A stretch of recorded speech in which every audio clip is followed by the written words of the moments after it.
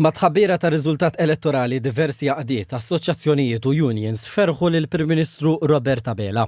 L-Assoċjazzjoni għat-Turizmu għal-Għawdex awgurat lill-Prim Ministru Abela mandat li jkompli jagħti priorità lis-sostenibilità fit-tul u l-kompetittività fis-settur turistiku. Pilastru essenzjali qalet l-Assoċjazzjoni tal-Ekonomija Maltija.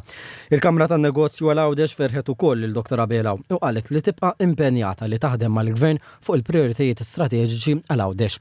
Qalet li id-dialogu bejn il-Gvern u s-soċjetà ċivili u l-Oppożizzjoni jibqa' fiċ-ċentru biex Għawdex jibqa' jimxi il-qudiem.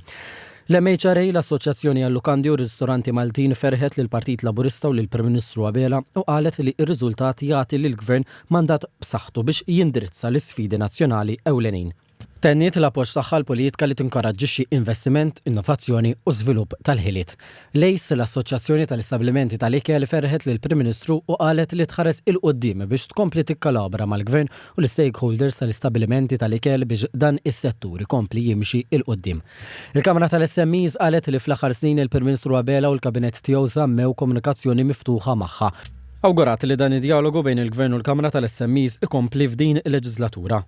The Malta Chamber ferħet lill Partit Laburista għar-rebħa elettorali tiegħu u tenniet l-impenn tagħha biex id-dialogu soċjali jibqa' jissaħħaħ. Qalet li tibqa' impenjata taħdem mal-Gvern u Oppożizzjoni fl-aħjar interess tal-pajjiż. L-istess sentiment espress mill-Malta Employers li ferħet li l-Partit Laburista rebħa tiegħu fl-elezzjoni ġenerali u esprimiet l-apprezzament tagħha lejn iż-żewġ mexxejja, Robert Abela u Elix Borg. Għat-tmexxija ta' kampanja elettorali kostruttiva u karatterizzata minn rispett reċiproku.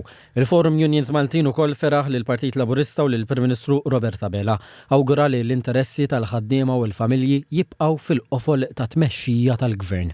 Il-General Workers Union ukoll ferħet lill-Prim Ministru u lill-Partit Laburista u qalet li qed tħares il-qudiem biex titkompla l-ħidma favur il-pajjiż, il-ħaddiema u l-familji Maltin u Għawċin. L-istess sentiment espress mill-UHM Voice of the Workers li awgurat lill-Partit Laburista wara r-riżultat elettorali.